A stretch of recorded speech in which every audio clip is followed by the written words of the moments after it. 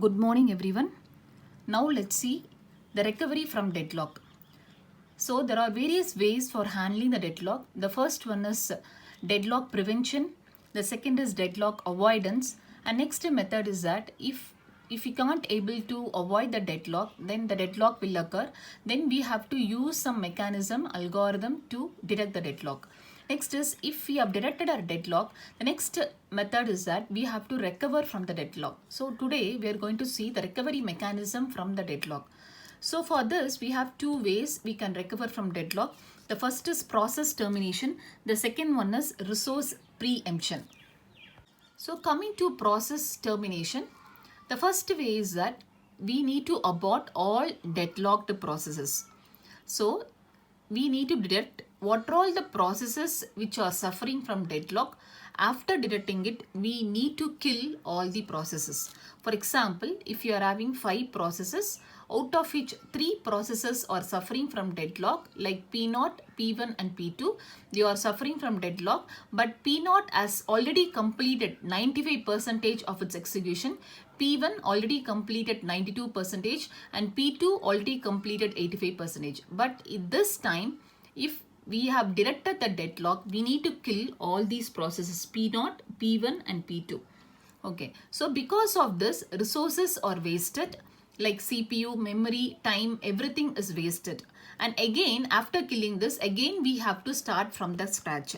So this type of aborting all deadlocked process is costly one. The second one is abort one process at a time until the deadlock cycle is eliminated.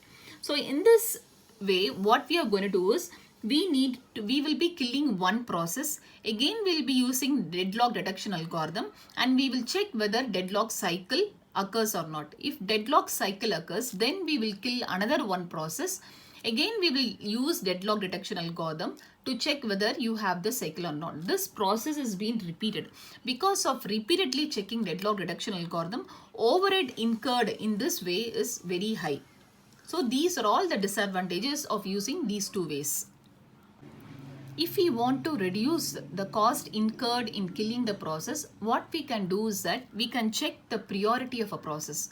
So whether it is a low priority process or high priority process, so we can, based on that, we can kill the process. The second is we can calculate how long the process is completed. For example, if you are having four processes, which P3 process which has completed only 10%, among all this thing we can kill the process which is having the low, which is having this low percentage. That means it has completed only 10% of its execution. So we can kill P3 instead of killing P0, P1 and P2. So like this we can do it, and we can also check the factors like whether it is an interactive or whether it is a batch process. Based on this, if we kill the process, we can also reduce the cost incurred in killing the process.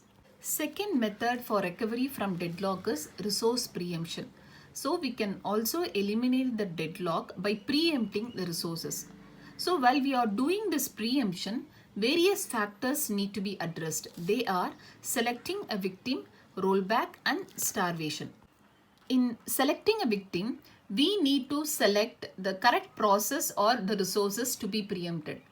Because if we select the correct victim, we can also reduce the cost. We need to select based on less execution time and low priority process. If we do like this, then the cost incurred can be avoided. Okay. And the second is rollback. If we preempt the resources, what shall be done with that process? So while we are executing the same process next time, we need to start from the scratch. That is called the rollback. So this factor also matters. And third one is starvation.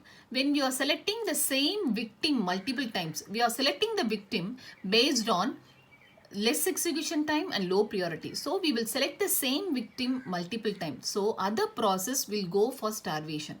So this is also one factor we need to consider while we are going for resource preemption. So in recovery mechanism, there are two ways. One is process termination. The second one is resource preemption. Thank you all for watching.